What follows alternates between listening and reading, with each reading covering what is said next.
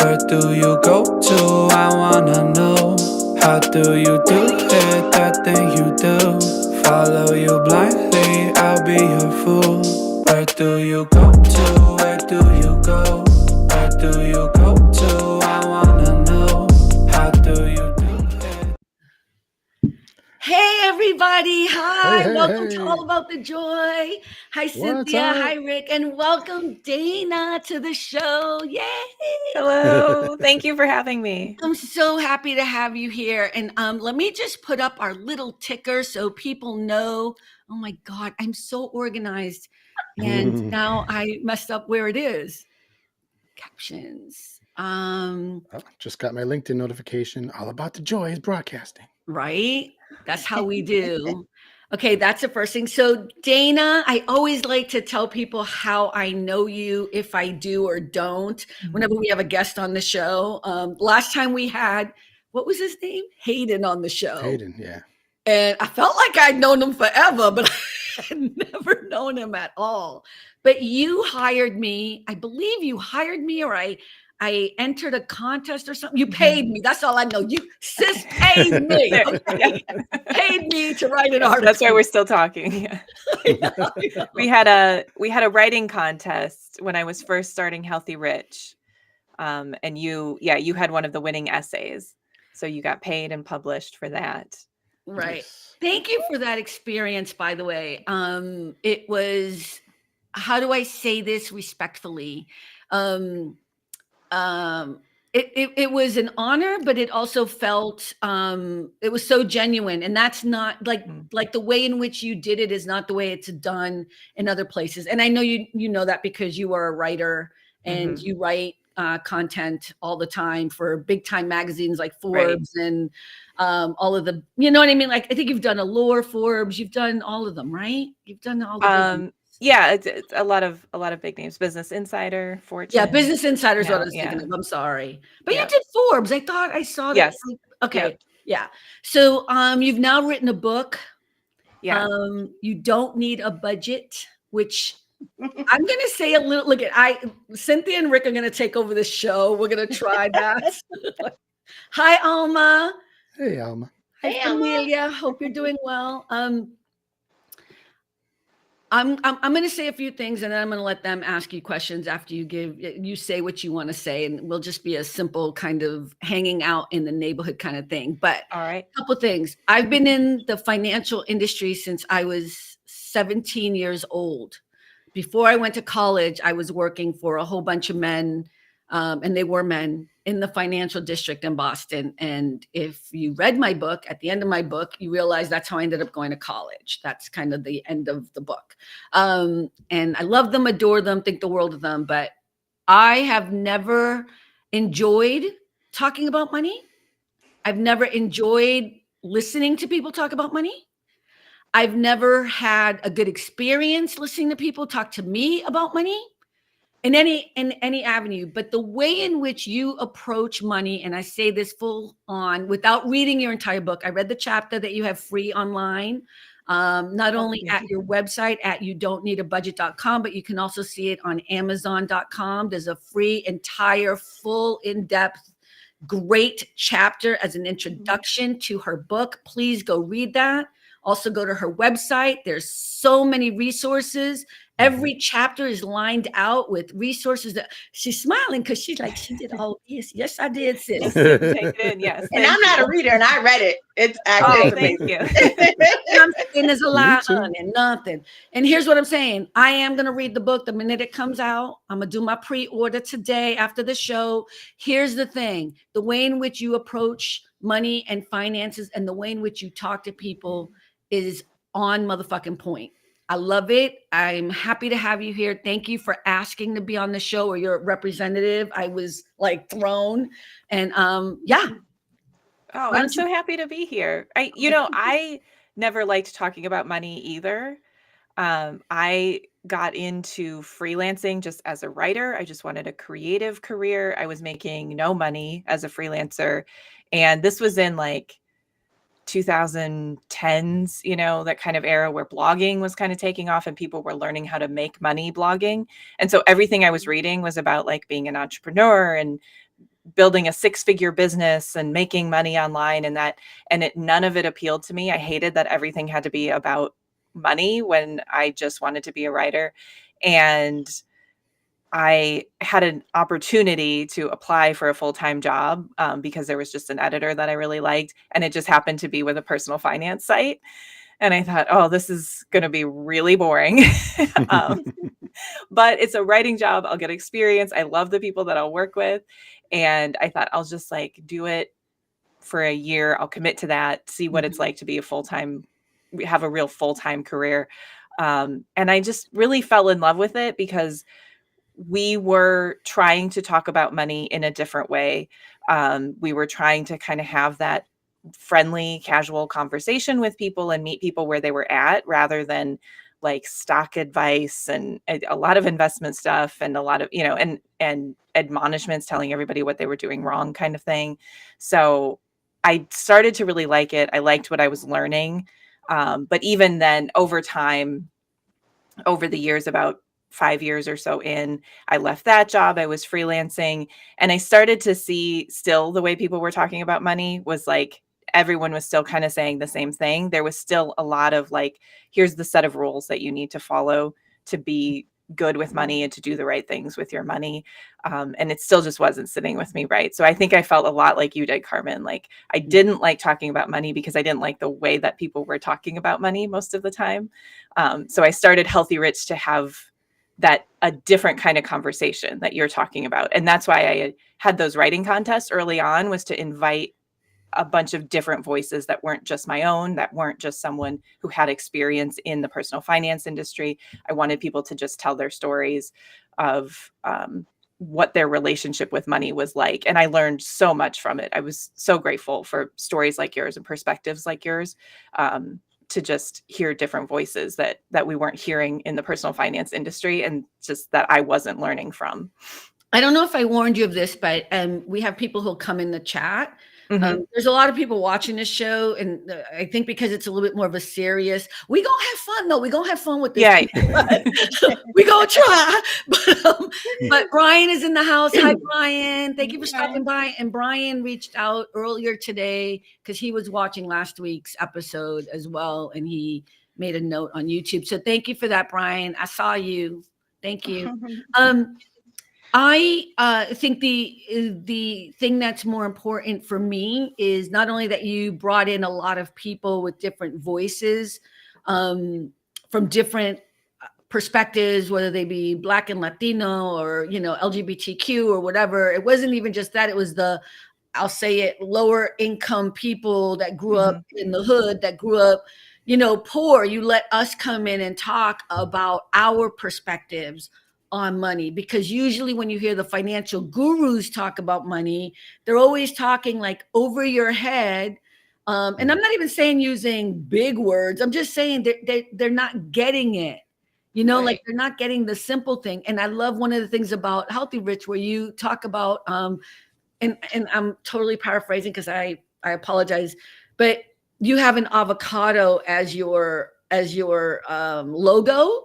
And I just remember that kind of idea, like, the way in which we're going to save money is if we don't buy Starbucks, and if you don't get your $4 or you don't eat expensive avocado toast, if you take that money and put it into saving, and all that is just bullshit. Okay. I'm gonna shut up now. I swear to God. Yeah, no, that's absolutely true. And that's so much what I saw and in my experience too. And part of why I wanted to invite a lot of voices, like queer voices and trans voices and Black and Latino people and disabled people and people with experiences that I didn't have, was just to have that broader perspective. But I also knew that I brought a voice to the personal finance industry that we weren't seeing much. Like everyone around me had kind of grown up middle class, lower middle class. And I grew up in a white working class rural town in the Midwest.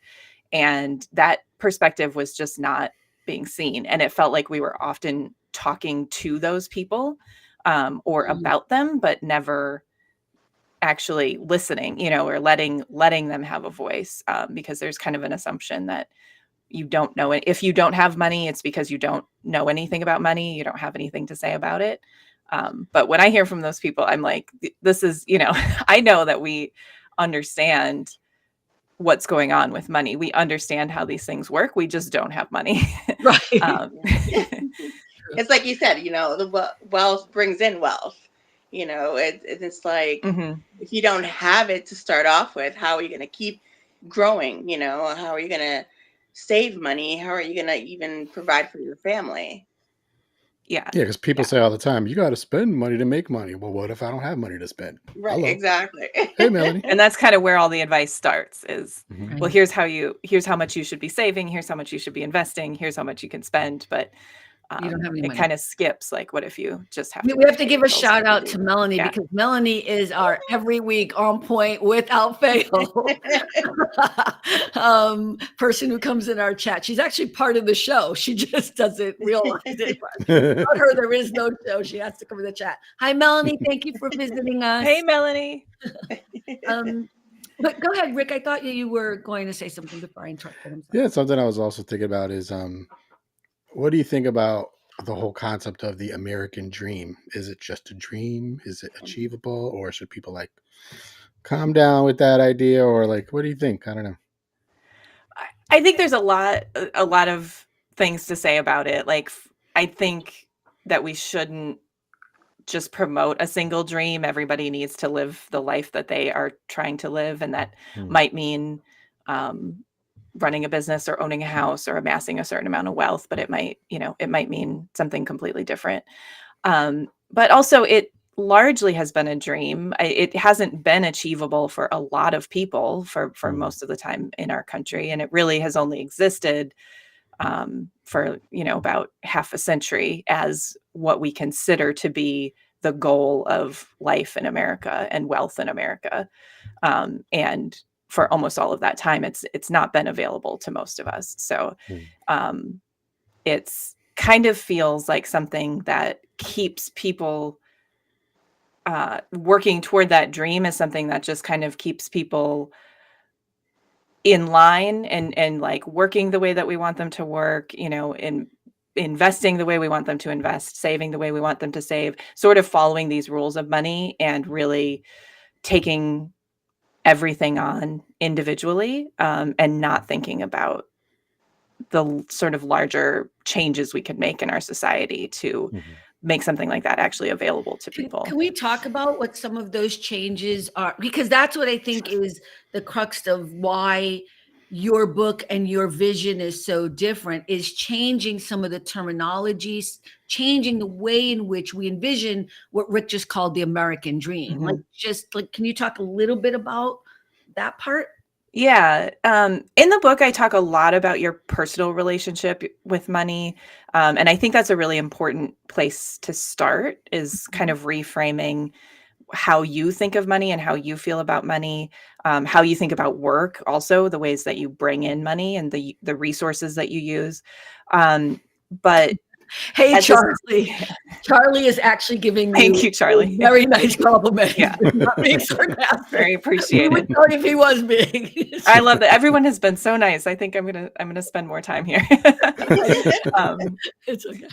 But in addition to that individual kind of, it's essentially a mindset shift, a change in your relationship with money, that we also need to be working on these broader kind of cultural and societal changes, because there's only so much you can do with your own mindset if you don't have access to money or wealth or home ownership or starting a business. Those are things that aren't available to people because of specific policies that make them harder to achieve or make them easier to achieve for some people. So those we need to change that stuff at a policy level, at a higher level, in order to make it easier to have that better relationship with money. Can I give an example of something that happens every time I work for a client? It just happened again 2 weeks ago. This is the difference is this is somebody who's a multi-millionaire. This is not somebody who doesn't have a lot of money.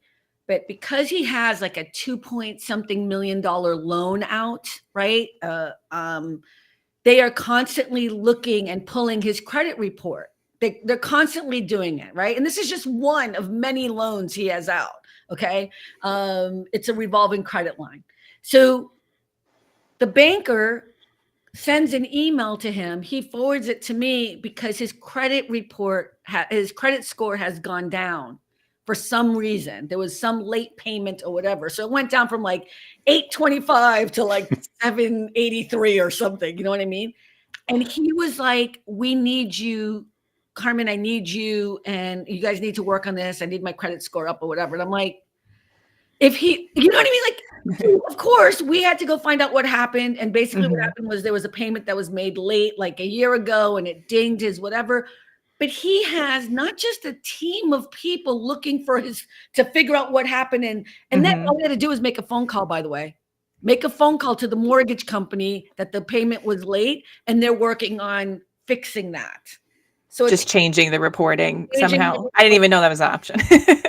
If you have money, it is because you have a team. Because I didn't do it. I then gave it to the next person in line to handle. Right. But the banker is looking at his credit report to let him. Most people don't even know what's on their credit report. So it's this idea like when you have money, you can then also fix things that you can't do now. Right. You've seen a 700 credit score. Most people have not seen that. No, when I first started working in personal finance, I had been working as a freelancer and earning max like $12,000 a year trying to do that. I was just really not getting by as a freelancer. But I had a credit score like in the 500s, and which is considered bad. Yeah, which is considered poor. And I didn't even look at my credit report. I hadn't thought about it because there was nothing I could do about it anyway. So it didn't really matter.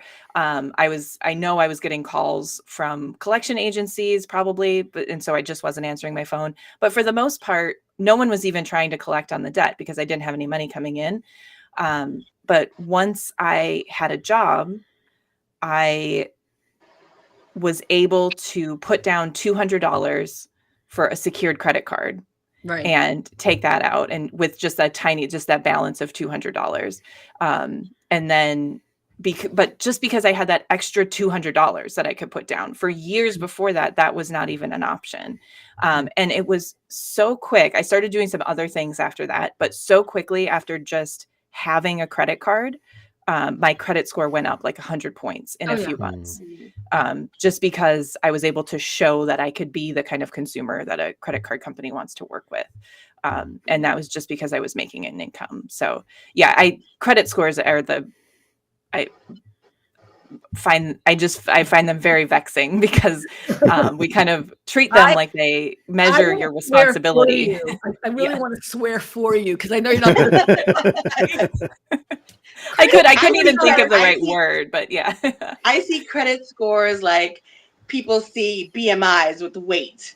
It's kind of like that, number you just hate because it just makes you sound really bad, but you're not. And it's just like something that can change your whole life and your whole way of looking at money. Right. And the way people treat you, BMI is the same thing. It's an arbitrary number that's created with a formula that doesn't actually show, whether or not you're healthy, but then people use it to make decisions about what kind of healthcare to give you. And it's exactly the same with credit scores. You can be responsible, quote unquote, with money. But if you're not doing the right things that credit card companies want to see, you'll have a low credit score. I want to say hi to, I always forget listener Anthony. name. Hi, Anthony. I'm so sorry. So sorry. Hi, Tony. How are you? Sorry. We always want to say hi to our regular people who say hi to us. So, but you talk about the whole diet culture and how it relates to how we deal with financial stuffage. And that's kind of what Cynthia is talking about, is like only being thin and only being a certain weight is, and you have to go on a diet because if you don't weigh 110 pounds, then something's wrong with you. And so you are a bad and horrible person is kind of the underlying theory. And it's kind of the same thing. If you don't have millions of dollars by the time you're 30, or you don't have a house by the time you're a certain age, or whatever it is, if you don't have a credit score, then you are just poor. What? Then you're just poor and you're looked at a certain way. Yeah, it's true. Yeah, it's true. And Tony Yeah. just said wrong. credit score is like a BMI. I like that. Oh, he was giving you props. Yeah. Yeah. One thing I wanted to bring up too is like, and I got some of this from your book too. By the way, I love your writing style. I love how you simplify it, you know, break Oh, it down thank for you. people that may Mhm. not get it. Like we were saying, Yeah. I'm not, me, I hate numbers. Me, numbers, we hate each other. But Same. Yeah. oh my gosh. Yeah, I'm a writer. Yeah. Oh, definitely. I'll write all day over numbers. But Mhm. I remember always trying to get into my son, like, even if we don't have a lot of money, which never really did, I was like, I'm not going to sacrifice being happy. You know, if I want to buy something that bad, then I'm going to do whatever it takes. I'm not going to be like, but I can't, I got to save every penny. I'm like, but I'm not going to sacrifice being happy. Like, I think a lot of people Mhm. miss that.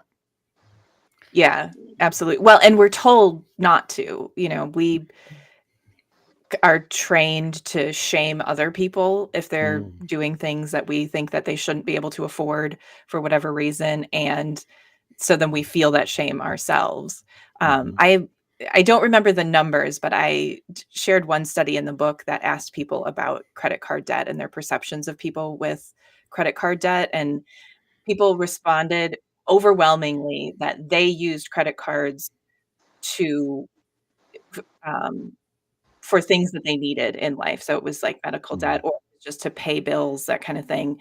Um, but when they were looking at other people, they assume that other people use credit cards to live beyond their means, like they're using it for things that they don't need. So we have this perception like, well, I need credit card debt, but when I look at other people, I'm shaming them for the way that they're using debt.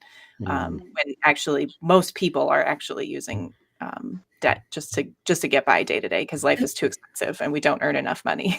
Yeah, and even wealthy people. I mean, here's the thing, and I have worked for wealthy people now. I can't believe I want to say this, but like 30 years. Oh my God, what am I doing with my Your life? experience is amazing.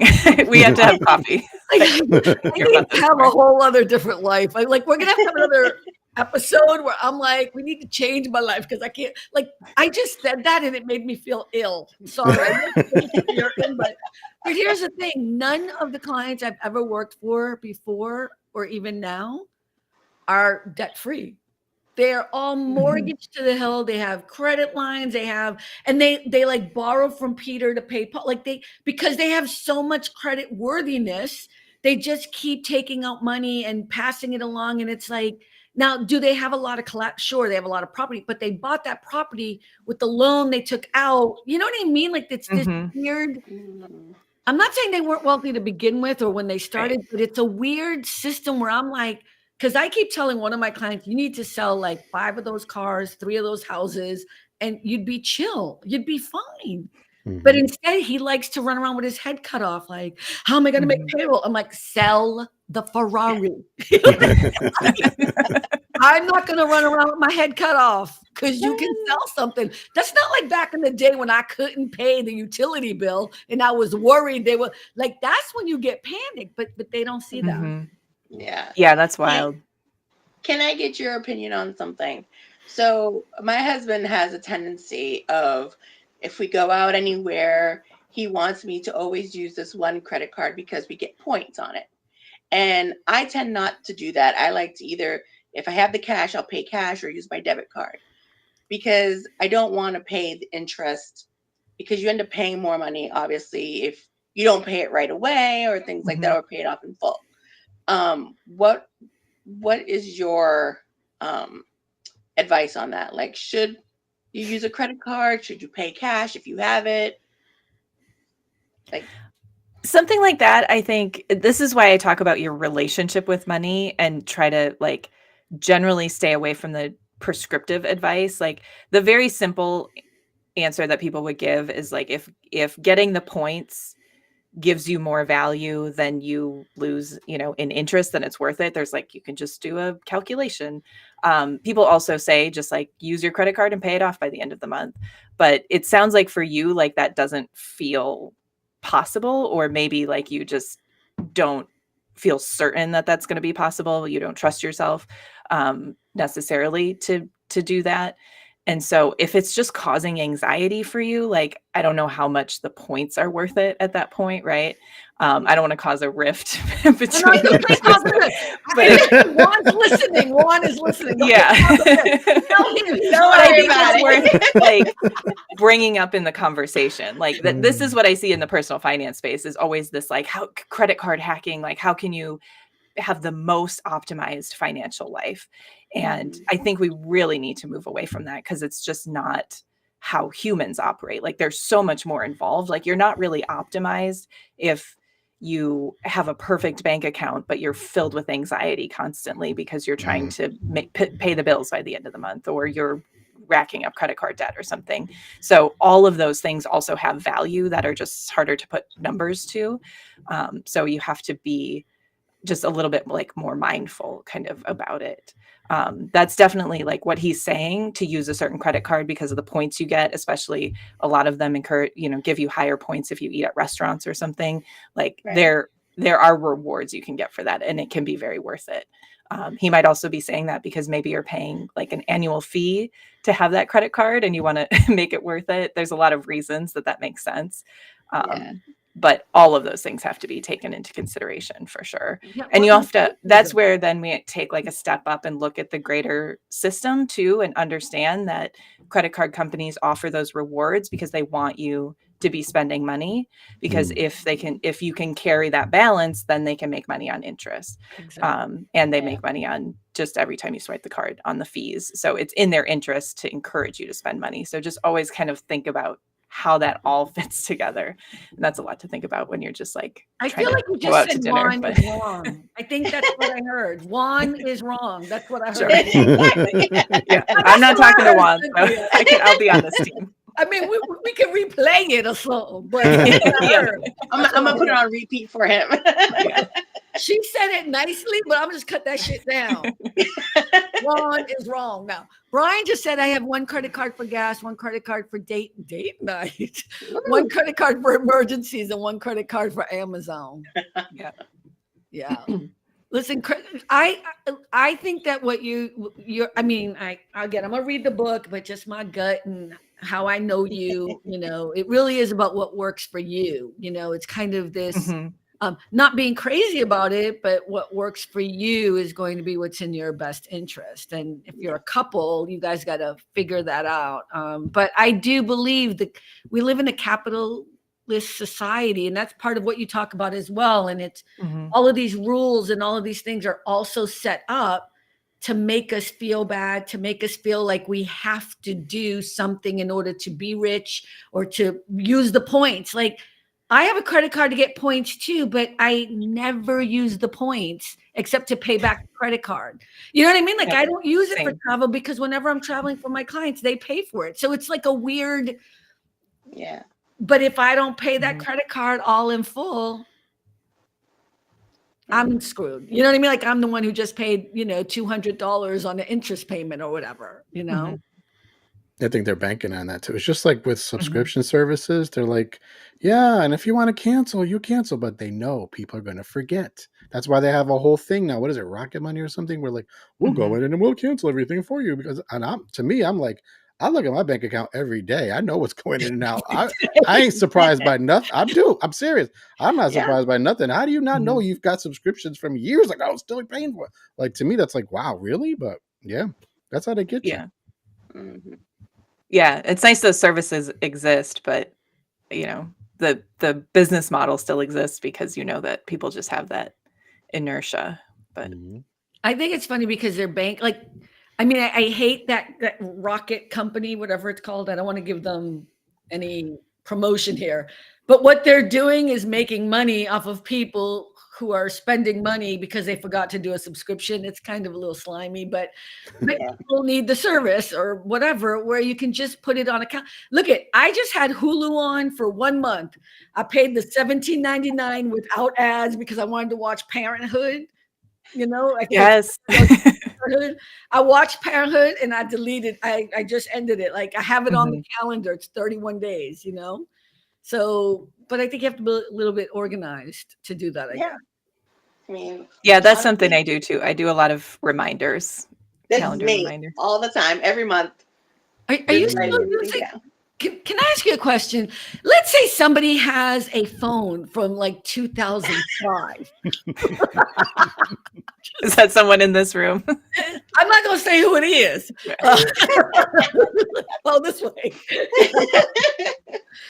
Should they buy a new phone? Yeah, I will not buy a new phone because I don't know.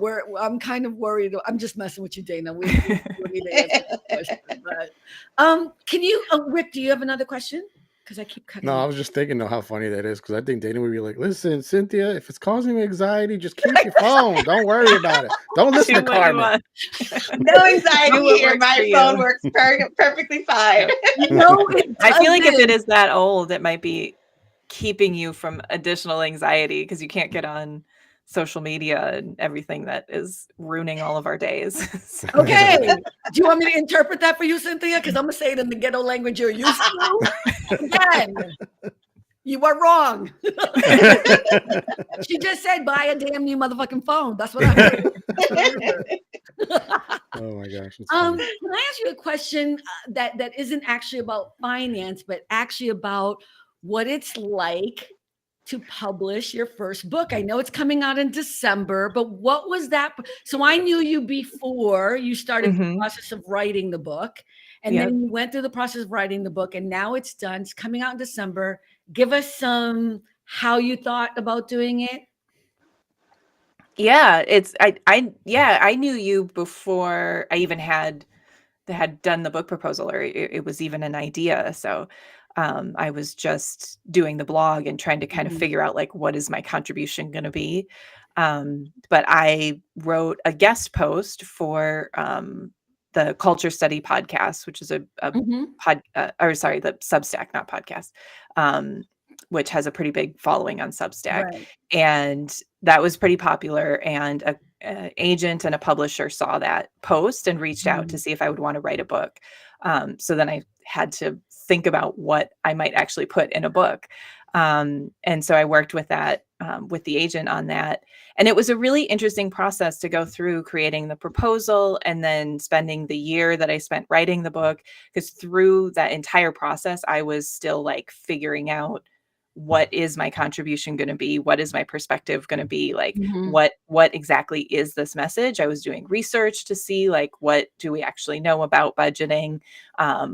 And kind of working out my thoughts as I was writing them, which is kind of how I process things. But also it was like, do I know what I'm talking about? Like they said I could write a book. And so, yeah, as it comes out like I'm an expert in this, but really it was like this process of me figuring these things out. And there's still a lot of questions in the book too, that, because a lot of what I say is like, this is something you have to figure out what works for you. So a lot of it is questions that I ran into as I was writing the book. Yeah, but the questions, see, I think that's the fresh perspective. And I haven't read the book yet. I've read the chapter that she has available. I'm just going off of everything else she's done. But it's kind of this thing where that's the fresh perspective. It's like, it feels good to me to stay in a $500 a night hotel or an $800 a night hotel when I travel, and I only fly first class. And can I actually afford that? Yes, I can. But it's not something I just do like, oh, I'm going to leave tomorrow. I will, you know what I mean? Like that's what works for me. That's where I spend my money. But then other people think that's crazy because they would never spend that kind of money. You know what I mean? Like do the way in which I like that you do things is you empower us to feel okay about the things we need to feel okay about. Now, will I not pay my rent so that I could fly first class and stay at a bougie hotel? No, that's not. Right. Well, that wouldn't feel good. No. Right. Like, so that, that's something that a lot of people wouldn't do. And I think that's the fear that comes up for people, and the feeling, when people are saying like, you shouldn't be doing that, Carmen, like you can't afford that it's probably coming from just their personal kind of fear of like, if I were in that situation, it would make me anxious. But I think that's the feeling, is thinking like, well, if you're making those decisions, what if you make that decision and then you're not able to pay your rent? And I just think people can trust themselves more. Like we can trust people to know that like having a roof over their head is very important to them and to do, and, you know, or maybe it's not. I spent like almost a year with my partner where we didn't have a place to come home to. We were traveling and we weren't paying rent at any, like we didn't have any home base. I guess we were homeless, but it's not really the right, because it was by choice and we had like a roof over our head. So I don't like to. No, but it's just so funny. You're like kind of homeless. Yes. I was like, we didn't have a home base. We let ourselves be homeless because we wanted to travel and we couldn't pay to do both at the same time. So we made that decision, you know, so maybe some people would make that decision, but you can trust yourself that you're going to make the decision that's right for you and you're going to figure it out. And I think money just like doesn't have to be that scary. You can, I ate avocado toast when I was broke. Like I traveled when I was broke. Like you just kind of decide what is important to you. Yeah. I was going to say you were residentially ambiguous for a little while. That's actually a really perfect, ambiguous is a really perfect way of explaining that. Yep. Rick, where did you come up with that? I just thought of it. Yeah. Sometimes I have a good idea, believe it or not. So Anthony just said, Cynthia, if your phone ain't broke, don't fix it. Anthony, he's on your side. No. Yeah. Brian said AudioVox. I had that phone from 1999 to 2000. I think you don't want to get a new phone because you don't want to deal with all. I mean, it is going to be a big change for you. It's a huge. It's actually 2008. Did we figure out it was 2008? No, I don't even know what year it is. It's something like that. And it's going to be a big change for you. It's pre-COVID. Let's just put it that way. It's older than pre-COVID. Okay. Yes. Sounds like it, 2008, I think. But anyways, whatever. I think something too that's important is everybody has their own ways of doing things, but it doesn't mean one is wrong or one is right. It's whatever works for you. Yeah. Am I right? It absolutely. That's my professional opinion. Don't stand on that. Yeah, and that's the part that is tough. Writing in personal finance as a freelancer, I found myself a lot of time being given assignments that were like, answer this question for people. What is the right way to do a certain thing, right? And I just constantly found myself being like, well, it depends on what your situation is and what you want and what your goals are. And I just started coming back often to like, if you just understand how certain financial products work, if you understand the consequences of certain financial decisions, then you can make those decisions for yourself. You know, when it gets to be stressful and when it kind of feels like it gets out of control is when you don't really know like how your credit card works, like at what point you start accruing interest, like how much that interest is going to be, how much the fees are going to be, that kind of thing. If you don't know what the consequences are, then it can be really stressful. But if you know exactly what those are, then you can just decide how to deal with them. So Tony just asked a question. What's the best way to describe living within your means from a financial perspective? I love that question. I've been talking about that a lot with people lately, because people talk about like not spending money that you don't have or overspending, you know, like if you don't have a budget, how do you make sure you're living within your means? And again, that's probably something that you can sort of define personally, but on a really in a broad way, I think of it as just like, if you are able to buy something, then you can afford it. If you have the like credit card as a resource, I think of debt as a resource, even though it does eventually become a liability. I think of it as a way of expanding your resources, so you don't only have to rely on, you know, money you can earn from working, because that's not always available to everybody. So if you have the cash or you have the credit or you can afford the debt to buy something, then you can afford it, and that's living within your means, living within the means that are available to you. That's kind of how I consider it.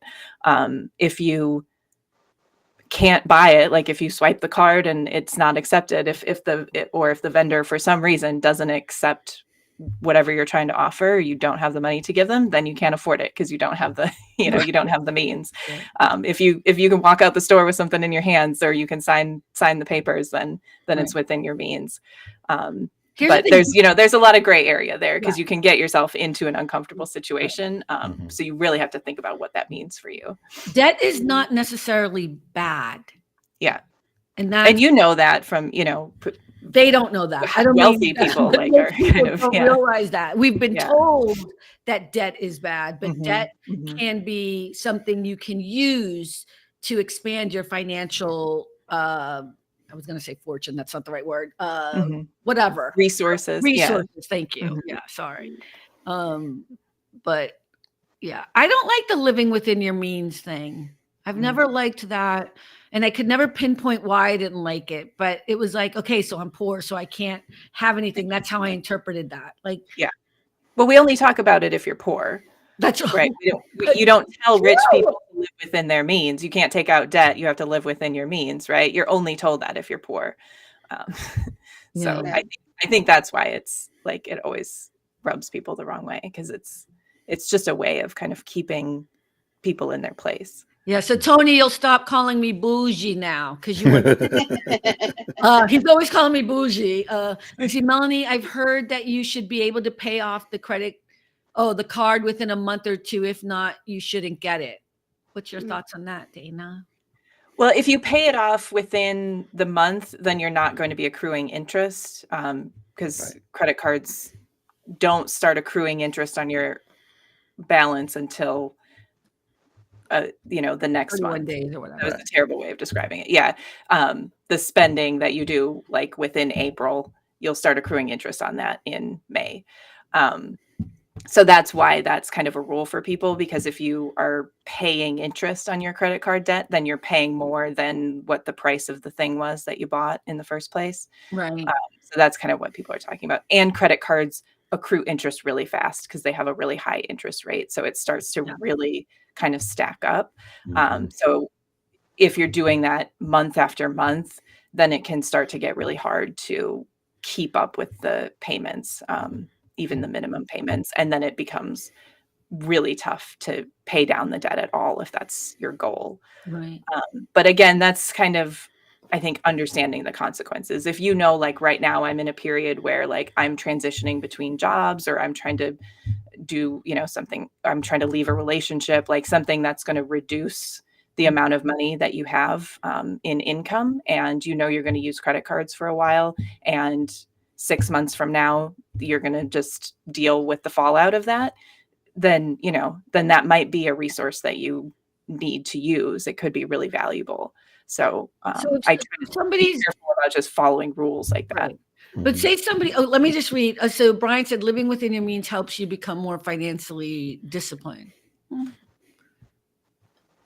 I mean, sure, but we're kind of saying that line, living within your means, is something that also keeps us suppressed from trying to live a life that is okay and feel good about, like you can actually have avocado toast and Starbucks and not feel guilty about it.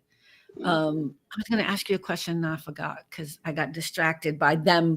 They're being funny because they're always talking about bougie. They were going to come visit in California. They live out in East Oshkosh, wherever, Texas somewhere. And they were going to come visit California and they asked where they could stay. And of course I told them I live in Santa Monica on the beach. So I was like, here are the hotels, and they're like $650 a night, whatever. And I don't think anything of it because that's where you would stay if you came to visit me. And that became the beginning of the end of our relationship. See, my thing is, you guys crack on me about the phone. I get it. But to me, it's like my phone, yes, to get on social media, I can still get on it, do certain things, whatever. But I like to travel. So I would prefer to, let's say, take $1,000, put it towards going somewhere that I would absolutely enjoy, bring joy to my life, then paying $1,000 for a piece of technology that will change in the next couple of years. You know what I mean? So again, it's a good try with a guest. It's a good try, Cynthia, but we've had this conversation 19 times on 19 different shows. I know, she's appealing to me, but yeah, maybe I've heard the conversation before. It's working on me. It's, what, and I've said this before, that was a good try. A for effort. I ain't gonna lie. That was good. But at some point, I told you the problem is all the security things with technology, and that's where I have a problem. And also, sometimes you can't see guests on the show because your phone is so old. Can you see Dana? Yes, I can. She'll text me later. How was my acting? I couldn't see him. You couldn't see True story. last week. Yeah, Right? true story. Yeah. True. I'm not even lying. I'm more concerned with the hacking. Like, I'm being serious. The reason why I think it's good for you to have an investment is not just because you're on the show and we need you to have it, but anyways, the consequences. When I fire your ass because you can't do She's your using job my on the word. show. Just kidding. It is a good example, though, of like how money just weaves into other things. Like it sounds like that's not necessarily just a financial decision. There's so many other things that weigh into that. And I don't know if this is the case for you, but I've heard from other people, like, don't upgrade phones because it's such a pain to get to know the new operating system every time and the new set of rules and the work that you have to go through. Like, that's another big barrier that people are dealing with. That's the reason. That gets woven in then to also whatever your relationship with money is. And it's kind of, it's all part of it. So just talking about like, well, if you upgrade, then it could be beneficial to your job and you could make more money. And then we're just getting into like, how does it fit into these spreadsheets or whatever financially? There's just so much more. But I love that you tried. I love that you tried to get our guests to back your shit up. It was just so cute. I'm gonna make this a clip. It was so cute. Adorable. Okay, here's my question for you, Dana, though. What if you're someone who's drowning in debt? You're very stressed about it, you're pained or whatever. What do you think might be beneficial for someone who's really just in that space and needs to get out of it and doesn't, they have a job, they're not making enough money, whatever. Right. Yeah. The first thing I think is like get a lay of the land. I think a really big part, like when I had a lot of student loan debt I wasn't touching, on top of credit card debt I wasn't touching, you're just not looking at it. And a lot of times it's because you don't realize, even like, you don't know how to get your credit report. You don't know how to see who you owe money to and which debt collector has like, bought your debt, where you could even start. So start by kind of getting a lay of the land, make a list of the debts you have, get that copy of your credit report. There's also websites where you can get that stuff for free, more often, a little easier than like freecreditreport.com or whatever, or sorry, annual credit report, I think. It's annual credit report, yeah. Yeah, to get the actual credit report. But there's apps like Credit Karma that can help you. They just show who you owe money to and what is being reported. So that gives you a place to start, so you can at least figure out what actually you're dealing with. And that even just that step might help you kind of breathe easy, because it becomes less overwhelming when you actually have a list of what to tackle. And then figure out again the consequences of it. So I am usually not, I usually don't promote Dave Ramsey, but the one thing that I pull from his teachings is the idea of the debt snowball. So he talks about paying off your smallest balance first. Usually when you're dealing with credit card debt, pay off your smallest balance first, because you get kind of a quick win. And then that's one thing that you can check off your list, essentially. And it's not the most financially optimized way to tackle debt, but doing something like that so you can start to like get some of that stuff off your list can be helpful. There's other ways to do it. You can also like consolidate debts into a single loan if you have a credit score that could get a loan. And then you just have one payment.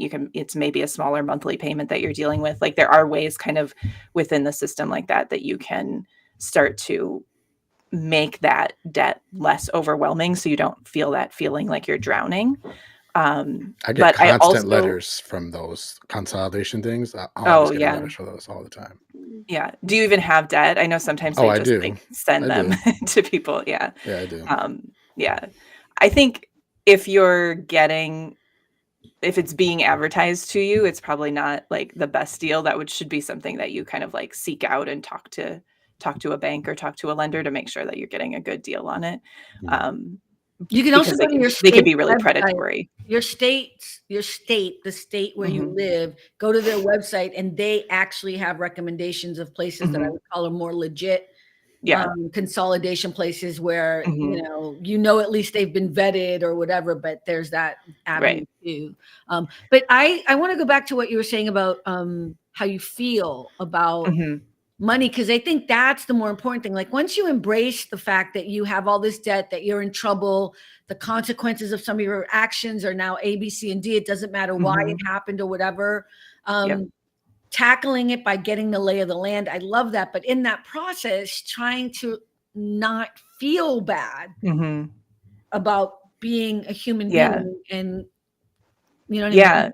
But that's so much of it is just dealing with that shame. And that is so much of what kind of keeps you from even taking steps to make it more manageable in your life. You're just sort of, you know, you're out with friends and like you're getting calls from a debt collector and just trying to like hide it quickly, or you know, you're starting to get called at work, or you get you get your wages garnished. So now someone in HR, like at work, knows what you're dealing with, and all of that stuff can just make everything feel even more overwhelming and even more serious than it is. And that, I think, it's just a process to kind of work through, like, and that's part of the conversation that I want to have with people, is just starting to talk more about money, to understand, like, when you have debt, you're just dealing with financial decisions that you have to make. You're not dealing with a moral failing. You know, you're not, you're a bad person because of, for any reason that you took out debt. You know, you did what made sense for you at the time, and now you're making decisions to deal with it that make sense for you now. And letting go of that idea that it's some kind of moral failing or some kind of shame is a really important part of that. And I think getting that kind of lay of the land and understanding just steps that you can take to manage it can be helpful with that, and really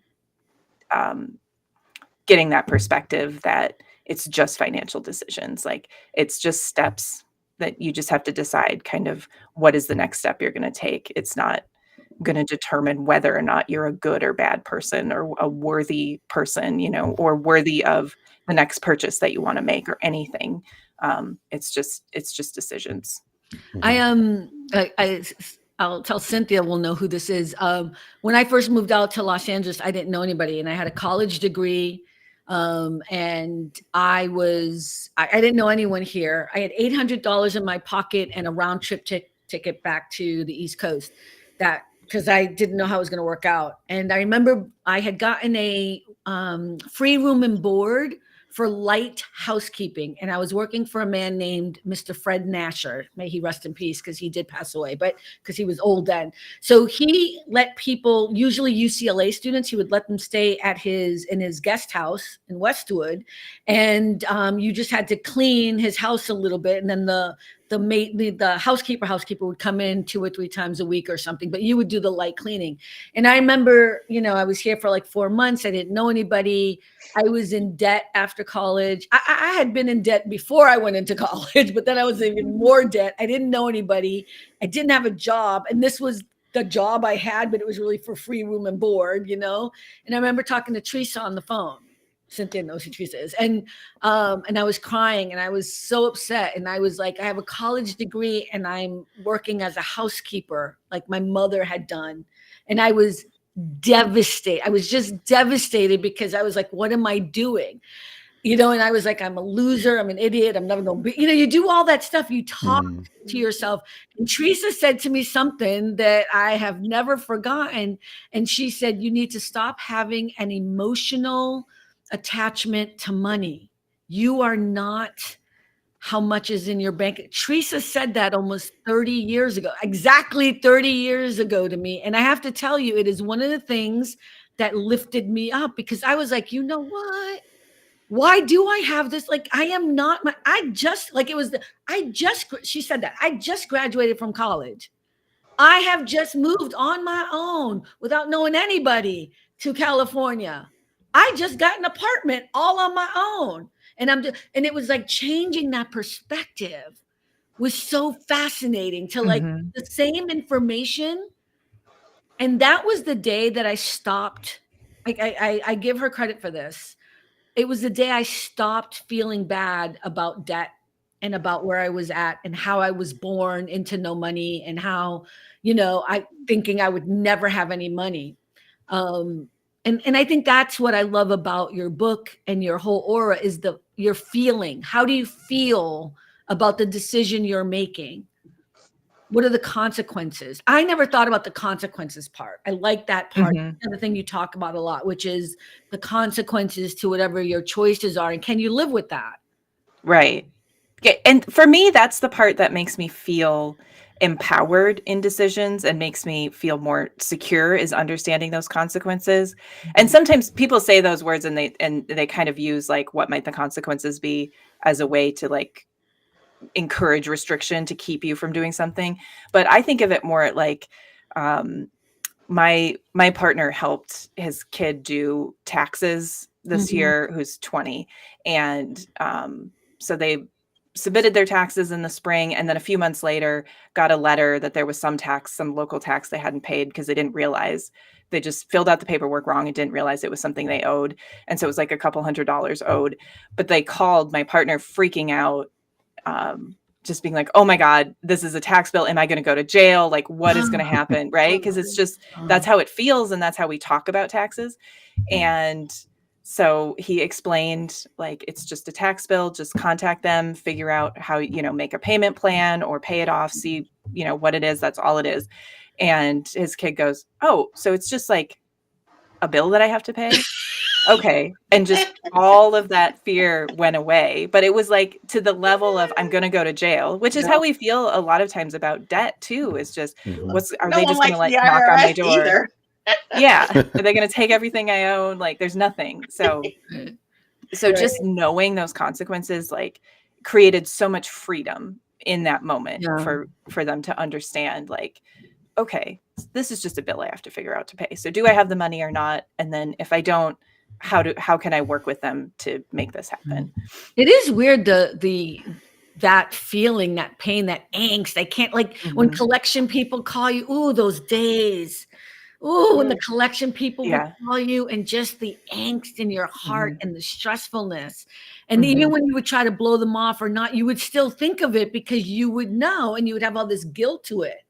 There was all this guilt to it, but you have to be able to somehow figure out a way to not have that attachment. Because I have to say what, even when you have money, like when you do start making your 100,000 or whatever it is, or, you start, it's the same shit. It's just different.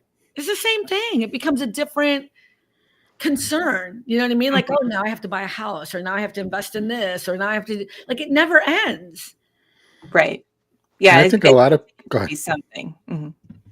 I'll say a lot of people I think I don't know if it's they don't realize it or not, but you can call people and work with them. Like, I just lost my job, blah, blah, blah. Can you lower my payment? And they'll do it. Like people don't realize, just give somebody a call. Don't just be like, oh, well, I'm screwed. Not necessarily. Yeah. I think it's a lot of shame that keeps people from doing that, to just say, I don't have the money. So what are we going to do about this? Like, that's really usually all you have to do. And someone is going to work with you because that's their only option. It's either that or you don't pay if you don't have the money. So to just do that, then you can avoid digging kind of a deeper hole. But there's just so much. I wish it was a different way that we lived, right? Money just sucks. That just sums it up. That's why you like Star Trek so much, because nobody spends money in Star Trek. Yes. Always, and they have universal translators, so they can all just. Oh, are you a Trekkie? Are you a Trekkie? I watched it back in the day. I wouldn't say it wouldn't say Trekkie, but I sounded like a Trekkie for half a second. I got excited. Well, I could probably go back and forth a little bit on it. Yeah, that's the one that always excited me. I was like, they can just talk to any aliens. That's amazing. Oh yeah, that is true. Yeah, she's a Star Wars. Are you Star Wars? No. No, right. No, that one not at all. I watched the first, the original series and the next generation of Star Trek. Like 20 years ago. So that's as far as I've got. Right, that's good. All right, you're in the club. You're okay then. Another thing I think is really sad and unfortunate is in school, they'll teach you calculus, which you'll never use, but the actual life skills like paying your bills, understanding how credit cards work, we don't get taught. I mean, when I went to school anyway, they didn't get taught that. And I'm like, private schools why? Private. Okay.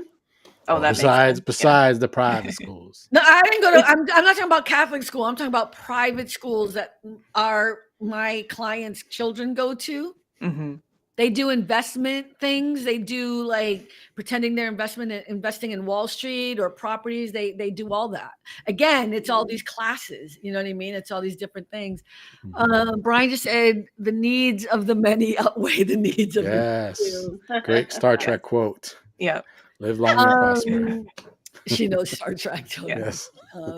Personal finance. There's actually a movement to require personal finance in schools, high schools, a lot more. About half the states have passed mandates now. But the problem with them, and it's good because it is giving more people access to that education. But a lot of times it's not great education because there's no funding to come along with it. And so the teachers who are tasked with teaching it are not getting training that they need. They're not getting materials they need. They're not bringing in a new teacher who actually has, expertise in personal finance to teach. So it's a step. We're like requiring it in public schools in a lot of places, but we need to put a lot more resources behind it to get that education like you're talking about. Less of like just memorizing like historical facts that we could be Googling now and calculus that you can do on a calculator and learning a little bit more about like how to be a person in the world. Yeah. I just think it's kind of hard too, because I feel like it's not just schools that need to learn about money. I think that's why I'm sorry. I'm like really promoting your book, but you don't have to apologize for that. I'm totally fine with it. I swear to God, I'm not getting a commission or anything, but I think that's why your book is great. It's coming out. Why is it coming out on Christmas, child? It's coming out December 24th because we want to promote it in January. And there was a thing with like bookstores having access to it early enough or something. So you're going to come back in January on the show and hang out if you'll have me, I'd love to. No, we'd love to have you. And then, because then we'll get to read the book. Rick, you're buying the book, right? Yeah. And I'm going to buy the book. Cynthia, let's buy the book and then we'll have you, and then we can come and we can talk questions on every chapter and be like, what did you mean by this? Wrong. And then really a whole chapter on Cynthia buying a new phone. So we're excited. Maybe I'll have a new phone by then. Oh, Merry Christmas. Oh, really? Might be a Christmas gift, baby.